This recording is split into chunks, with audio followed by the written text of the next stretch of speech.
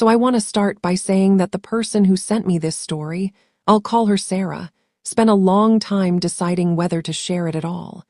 She said she'd never told the full version to anyone, not even her closest friends, because every time she tried to tell it out loud, she'd get to a certain part and just stop.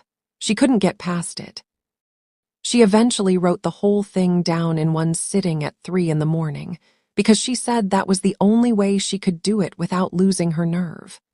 I've read through everything she sent me multiple times now, and I want to say up front, whatever you believe about the paranormal, whatever your threshold is for what's explainable and what isn't, this one is going to sit with you. Sarah was 27 at the time this happened.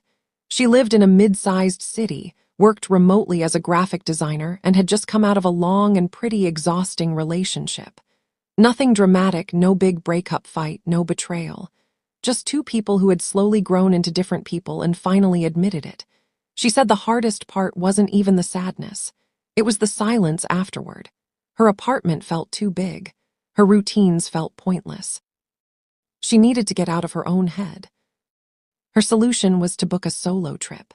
Just a few days somewhere quiet. Somewhere with no Wi-Fi obligations, no city noise, no reminders of her regular life. She found a cabin rental through one of those popular outdoor stay platforms. You've probably used something similar, tucked into a forested area about 4 hours from where she lived. The photos were exactly what she was looking for. Wood interior, a small fireplace, a porch that looked out over dense trees, a creek nearby. The listing had good reviews. The host, listed as a man named Gregor, had a solid rating and several positive comments about how responsive he was. She booked 3 nights. The drive up was fine. She said she felt genuinely good for the first time in weeks. Windows down, music playing, the city gradually disappearing behind her as the roads got narrower and the trees got taller. By the time she reached the general area, it was late afternoon, maybe 4:30. The GPS took her down a series of progressively smaller roads until she was on what was basically a dirt track through the woods. The cabin appeared at the end of it exactly like it looked in the photos. She parked, got her bags, and found the lockbox where the host said the key would be. It opened fine. The key worked. She let herself in. The cabin was nice, small but well put together. It smelled like pine and something faintly like wood smoke. There was a little welcome note on the kitchen counter from Gregor that said to make herself at home, listed a few things about the property, where the firewood was, how to work the hot water, that kind of thing, and gave a number to call if she needed anything. There was no cell signal. She had expected this. The listing had mentioned it. She had downloaded some shows for the evenings and told herself she'd treat the disconnection as part of the experience. She unpacked, made herself some food from what she'd brought, sat on the porch for a while and listened to the trees. She said it was genuinely peaceful. She felt the tension in her shoulders start to ease for the first time in months. She went to bed early, slept well. She said the first night was completely uneventful, and she woke up the next morning feeling more rested than she had in a long time. It was the second day when things started to shift. She spent the morning hiking a trail that was marked on a little hand-drawn map in the cabin. It was a beautiful walk, about 2 hours, through dense forest, along the edge of the creek. She didn't see another person the entire time. She got back to the cabin around noon, made lunch, read for a while, took a nap. It was around 5 p.m. when she first noticed the car. She was sitting on the porch when she saw it, a dark-colored sedan, parked at the far end of the dirt road that led to the cabin. It was just barely visible through the trees, maybe 200 meters away. She looked at it for a moment. Her first thought was that it might be another cabin nearby, and she just hadn't noticed any neighboring properties. But the listing had described the place as secluded, and she hadn't seen any other structures on her hike or her drive-in. The car was just sitting there, engine off as far as she could tell. She couldn't see inside from that distance. She watched it for maybe 5 minutes. Nothing happened. Eventually, she told herself it was probably a hunter or someone who'd pulled off the track to check a map or any number of completely reasonable things. She went back inside and made dinner. When she checked the porch window before going to bed that night, the car was gone. She slept fine, or mostly fine. She said she woke up once around 2 a.m. and lay in the dark for a while listening, though she couldn't explain exactly what she was listening for. The third day, her last full day before checking out the following morning, started normally. She hiked again, shorter this time. She packed most of her things in the afternoon so she wouldn't have to rush in the morning. She had a quiet dinner. She was sitting by the fireplace around 8 p.m. reading when she heard something outside. A sound. Footsteps on the porch. She put her book down and sat very still. She told herself it could be an animal, a deer, a raccoon. She listened. The footsteps were slow, and they moved across the full width of the porch, left to right, and then stopped. She waited, silence. Then there was a knock at the door. She said that was when the fear hit her, because animals don't knock. And she was 4 hours from the city, in the middle of a forest, with no phone signal, and there was someone on the other side of the door. She didn't move for a long moment. Then she called out, "Who's there?" A voice answered, male, calm. He said he was Gregor, the host. He was just checking in to make sure everything was okay. Sarah said something felt immediately wrong about this. Not wrong in an obvious way. The voice sounded normal, even pleasant. But she thought about the listing. The listing had said the host lived in town, an hour away. The note on the counter had given her a number to call if she needed anything. There had been no mention of anyone stopping by, and she had no signal to verify any of it. She called out that everything was fine, thank you. The voice said he was glad to hear it. There was a pause. Then he said he just wanted to make sure she was comfortable and asked if he could come in for a moment. Sarah said no. She said she was getting ready for bed. Another pause. He said okay. He said he'd leave her to it. He said to enjoy her last night. She listened to footsteps move back across the porch, then the sound of them going down the steps, then nothing. She didn't sleep that night. She sat with her back against the bedroom wall, the fireplace poker across her lap, watching the door. She told herself 100 times that it was probably actually the host, that hosts do sometimes check on guests, that she was being paranoid. But she couldn't make herself fully believe it.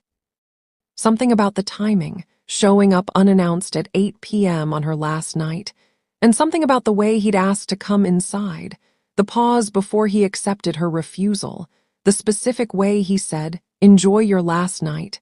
She couldn't shake it. At some point around 4 a.m. she must have dozed off because she woke up to pale morning light coming through the curtain. Everything was silent. She got up, looked through the window. The porch was empty. The dirt road was empty. She grabbed her bag. She hadn't fully unpacked the night before, which she was now grateful for, left the key on the counter without the usual checkout routine, got in her car and drove. She said the drive out of the forest was the longest of her life. Every few seconds she was checking her rearview mirror. The road was empty behind her. After about 40 minutes, she hit a gas station on a main road and finally had signal. She sat in the parking lot with shaking hands and searched online for reviews of the cabin.